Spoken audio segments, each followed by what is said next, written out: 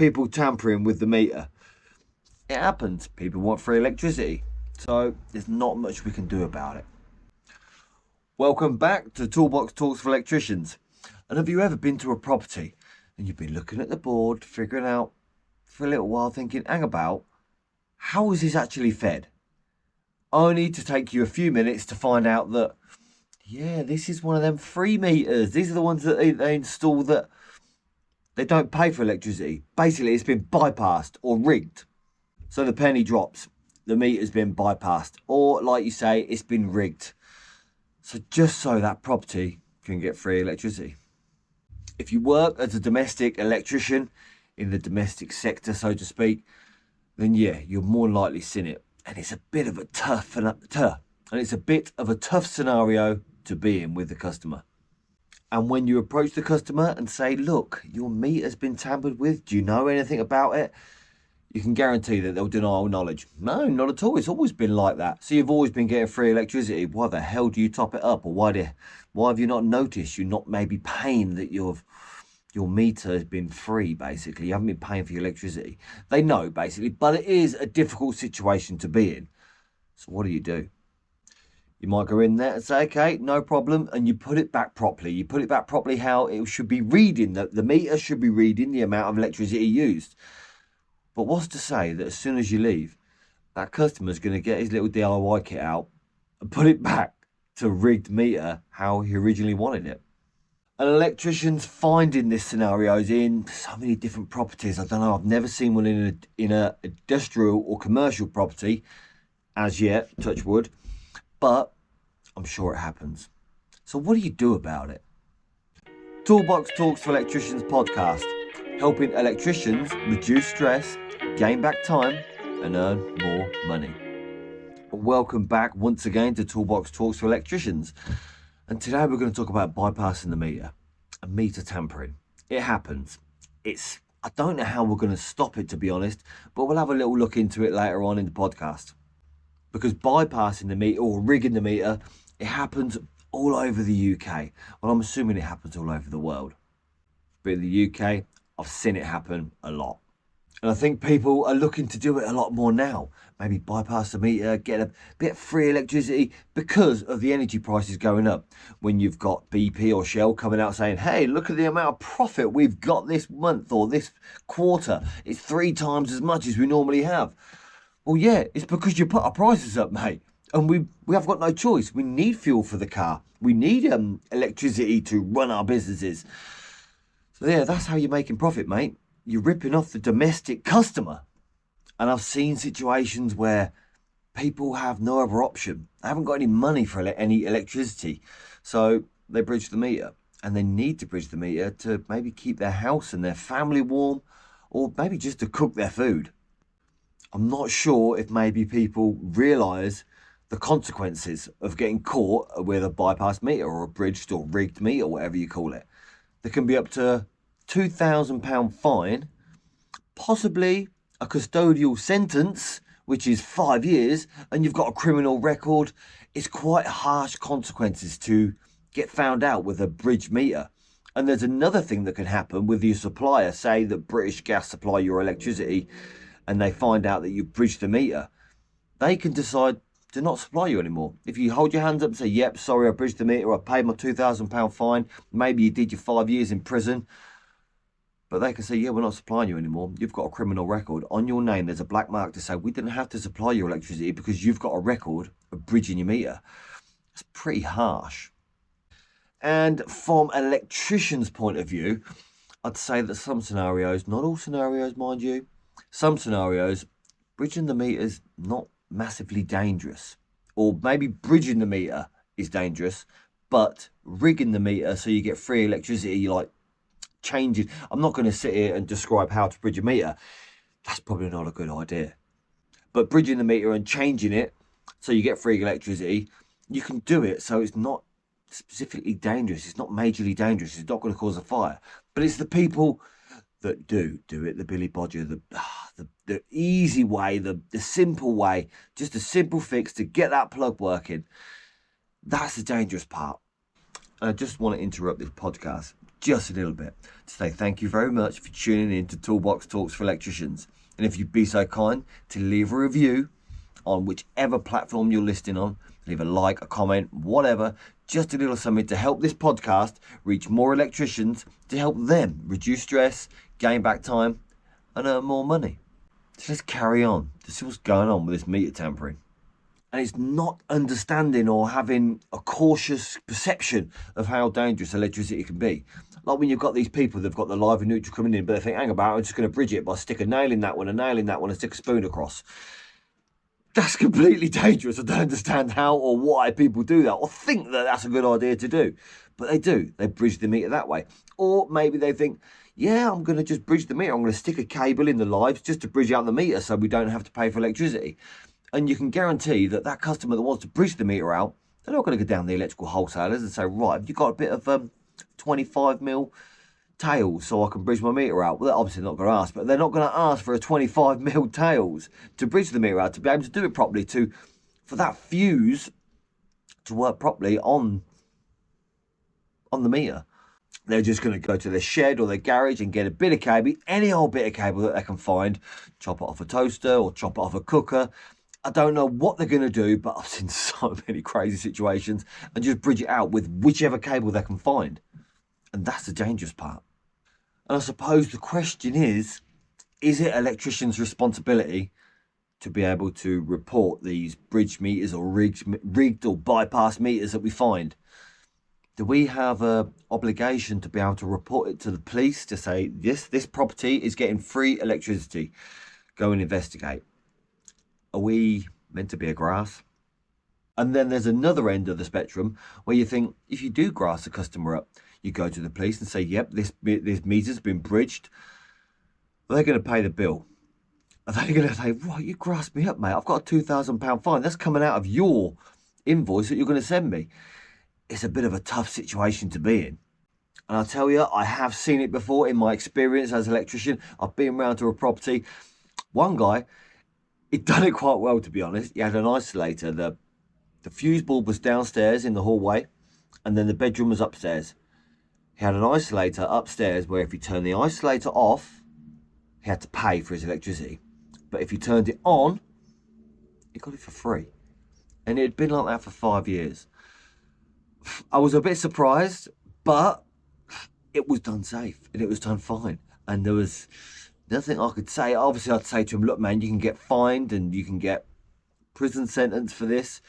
But the only way they'd find out is if they came into the property, lift the floorboards up and chase them cables out. And I don't think that someone to go and investigate the meter, if someone was sent round to think, oh, that meter's been tampered with, if he hasn't got a smart meter, they'll never know. Just to look at the meter from the outside of the house, or even if they came in the house and seen the meter, they'd never know. They couldn't chase them cables out because they'd gone behind the board. And the way he'd done it, yeah, it was quite impressive. But it was still wrong. You shouldn't do it. You shouldn't bridge your meter. It's not a good idea. But I did. I did go to the customer and question it and say, look, excuse me, your meter's not completely right. It's not working. Like when it's off, when I've turned the isolator off, it still works. He had to explain to me, because I had to cut the power off to be able to install. Well, I was taking the cover off and I wanted to make sure that all the terminations were tight. You go over the top sometimes. But I was interested as well where these meter tails go. So I asked him and he said, yeah, I bridged it out. And he told me exactly what he did. But he did it because when he moved into the property, he had a pay meter, one of them card meters that you have to go down the shop and top up all the time, and it was running out and it had done his head in. So he phoned up, I'm not sure what supplier it was, but he phoned up the supplier and said, yeah, I want to change it to a normal pay meter where I pay via direct debit. They said, okay, yeah, it's £50. £50 for us to change the meter over.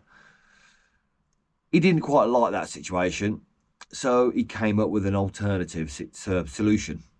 And he bridged the meter out. And now, fortunately for him, I suppose, he said it cost him about £5 a week. That is quite, yeah, I don't know. It's shocking, but it cost him £5 a week his electric. He's obviously laughing, but for how long? And that was a few years ago now. And the only reason I was at that property was installing a couple of smoke alarms. So there was one circuit in there. There was no need for me to tamper with any of the supply going into the fuse board. So I didn't feel the need to report it to anyone. I wanted to keep my nose out, and I wanted the customer to obviously pay me. So I kept my nose out. He was honest with me, just so I could be safe isolation and things like that. So I didn't report it to anyone. I just left it, got paid for that job, and went away. And another thing as well, though, the customer, yeah, he was a big lad. So I think if I did maybe grass him up or report him to the police and he got in trouble, a £2,000 fine or maybe a custodial sentence, he'd probably have something to say about it. He'd probably come back to me and give me a slap, or I don't know. So I thought, better safe than sorry. I'll keep my mouth shut. But that was a scenario where I couldn't see there'd be any cause of fire. That cable was still protected by the 60 amp fuse that was in the head.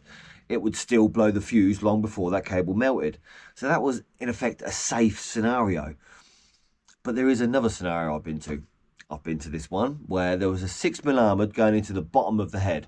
From the back of it, from the front of it, you wouldn't even notice. But there was an armoured cable going into the back of the bottom of the head and connected to the bottom side of the fuse.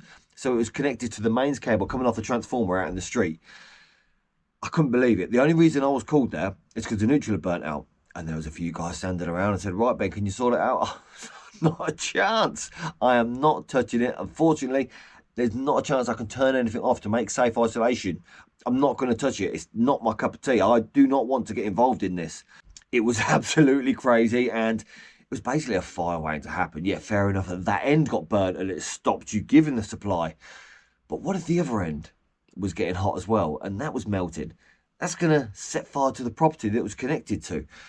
I tried to explain to all of them to say how dangerous it is, and you've got to phone Western Power. You've got to get them to come out. Just deny all knowledge. There's so many of you here. Just say you do not know what went on. Hopefully they'll fix it, because I don't want to get my hands in the bottom of that head. There's no way I can turn it off. There's no way I can do safe isolation unless it's Western Power's cable anyway. So you've got to get them out to sort this out. And I couldn't say what would happen. I couldn't know whether you got fined or anything. But I think with these guys, they'd be able to blag their way out of it. I tried to explain to them as my professional opinion, you do not join any cables into the terminations at the bottom of that fuse. It is a crazy way to do it. Obviously, I didn't explain to them how to do it properly, but I was saying it's dangerous. You cannot do it. You've got to get that sorted. Obviously, it's not me that's going to do it, but if anything happens down the line, it's a bad scenario. I had to walk away because, again, I can't go to the police or the Western Power and explain to them saying, look, I found this scenario. It's dodgy. Someone's going to die. It's a tough scenario to be in. There was 5 or 6 blokes standing around me, and there weren't blokes that mess around. If I grassed them up to the police or grassed them up to Western Power, I can guarantee you that my flipping van would have been up in flames the next day.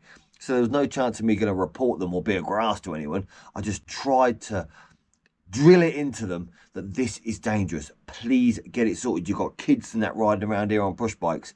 Get it sorted, because it really, really is a dangerous scenario. I think it fell on deaf ears, because the idea of someone having free electricity when the properties that they're in are all electric, everything's free. They're saving themselves a fortune. They might be saving themselves £10 a day on electricity, and obviously that adds up over time. But I tried to explain to them, what if you're dead? It wouldn't matter the amount of money you save. It's difficult sometimes. But then there is occasions where you get asked to do an EICR on a property, and you go around there and they've rigged the meter. They've bridged the meter. These tenants have bridged it out. They will obviously deny all knowledge, so no, I know nothing about it. But you've got to write a report. And if they deny they know nothing about it, I'll put it back to how it was meant to be. I'll put it back how it was meant to work, how it's meant to go through the meter, how you pay for the meter. And luckily, every time that I did that, they had money on their meter, so they still had electricity when I left. But I did, however, I didn't write it down in the report or anything like that. I didn't write it down on a document. I did give the landlord a call and just say, they've been messing around with the meter, mate. They've sort of bridged it out to get free electricity. Maybe it's something you want to keep an eye on, or maybe you want me to check it a little bit more. Didn't think of that. I could have said that. That's a good, I could charge him for a visit every time to go check the meter. But no, I didn't do that. I just said that they have bridged the meter, and it's not a good scenario. They didn't do it properly, and there is no way of bridging the meter properly. I'm sitting here saying that you didn't do it properly. You cannot bridge the meter properly. It's illegal. You shouldn't do it. But They did it in a dangerous way that would probably melt the house down. And I tried to explain them to them what happened. And I said to them, maybe the previous tenant that was here might have done it, but they must have known, because however long they've been there, they hadn't been paying for electricity. It's your customer, the tenant knows. The people that live in that property know that meter is bypassed or bridged out. There's no way you can not get it unless you're sitting there putting money on your meter and it's topping up to like £10,000 over time because you're putting money on this meter. You're getting free electricity. You know you're getting free electricity. So don't deny it sometimes. The electricians know as well, especially when we go around there and we see you've bridged it. We see someone's bridged it. We see maybe they've done a good job, but 9 times out of 10 it's not. 9 times out of 10 it's been done so dangerous that we just got to rip it out for peace of mind. And then when you do find a bridge meter, who do you report it to? Do you phone the police to say, right, I don't know whether you waste their time or what to come out, because I'm assuming nothing's going to happen. They're going to get a slap on the wrist, or they say they get a £2,000 fine, but I haven't seen any scenarios where this has happened. Or do you phone Western Power and say, right, someone is basically stealing electricity through your cable? Do they care? I've never phoned up to find out. But then again, do you want to be labelled as a grass? I don't know. Because no one's going to pay me to sit on the phone to ring up a supplier to get through to that right person and say, yep, the meter's bridged out. Okay, then I've got to pass you to this department for reporting it. I don't know. I've never phoned up to try and report it, but I would assume you're going to sit on the phone for a little while trying to get through to British Gas, trying to get through to E.ON, trying to get through to whoever to report a bridged meter. No one's going to pay you for that time. It's the customer that's paying you for the job to do. And yeah, I don't see the benefit of grassing someone up for a bridge meter. And yes, it's wrong. Why should people have free electricity when they bridge the meter out or bypass the meter when everyone else in the whole world is basically paying a bill? They're paying for electricity. They're doing it legally. They're doing it properly. But I'm unsure how you can stop it. I do think that the electricity companies, they're trying to stop people tampering with their meter. But the new smart meters that come in, not everybody's got them, because on the new smart meters, if you take the cover off, there's a little switch in there. That's just that I've learnt out recently. There's a little switch in there that will send a signal saying, like the meter's been tampered with, the meter's been taken apart, which I'm assuming happens sometimes when you're maybe doing electrical work. But a lot of the meters, when they put them in these heads, they've got the isolators from the head, so you don't have to take the meter cover off. You should never have to, on a new installation, take the meter cover off. But I do know as well that not every new installation has an isolator. They just miss them out for some reason. And doing some investigation into smart meters, there's apparently, I've never seen it, I've never known of any scenarios where it's happened, but there's some smart meters that can tell whether you're still drawing electricity if the meter's been bridged out, if the meter's been tampered with. And they can tell through the neutral with some magnetic field, which would be interesting to know how it works. And it's great technology. I'm assuming that can be done. So there's not much way of getting away with bridging your meter or rigging your meter these days, because you're going to get caught and you're going to get fined. And I suppose it is good to know that the electricity supply company, they're doing something about these bypass meters, because I think there's a lot of house fires. There is 20,000 house fires due to electricity in the UK. And yes, maybe some of them are weed dens and stuff like that go up where people are bridging meters, but it's still unsafe, and it's damaging households. It's causing it's causing people to lose lives and stuff like that. These fires happen. So it is a good thing that they're trying to do something about it. But it doesn't stop people wanting to have their meter bridged out, wanting to have free electricity, wanting to have it bypassed. Because I have been asked. I was asked by someone once, they give me £500 for every property that I bridge out. They would give me a list of addresses, run round. He said, don't park your van outside the house. He said, take your kit, walk down the street, a couple of streets away, go in, bridge the meter, I'll give you £500 for each one. The whole thing, it sounded dodgy to me. And yeah, maybe I could have earned £5,000 in 1 week. It'd been fantastic. But would that £5,000 would have covered me if I got caught and charged £2,000 by Western Power or the police or whoever for bridging the meter, And then what I may have done 5 years for each bridge meter in prison. It just didn't seem something that I wanted to get involved in, and I wasn't desperate for cash or anything. So I decided, yeah, that was just a joke, mate. He was making that up. Then he got brushed under. I still think to this day that he would have paid me that. But yeah, it didn't go ahead. So I wonder if he has got all these properties all over the UK that he wants to meters bridged out. I will never know. So for an electrician, it's quite a difficult position to be into. If you go into a property and you find that their meter has been bridged and they're getting free electricity. So what do you do about it? Do you report it? Or who do you report it to? Or do you just turn a blind eye and think, it's nothing to do with me? I'd love to know your thoughts and what you do on meter tampering. So come over to the Toolbox Talks for Electricians group on Facebook and let me know inside there. I'll leave a link in the show notes below so you can find it easily. Until next time, I'll see you again.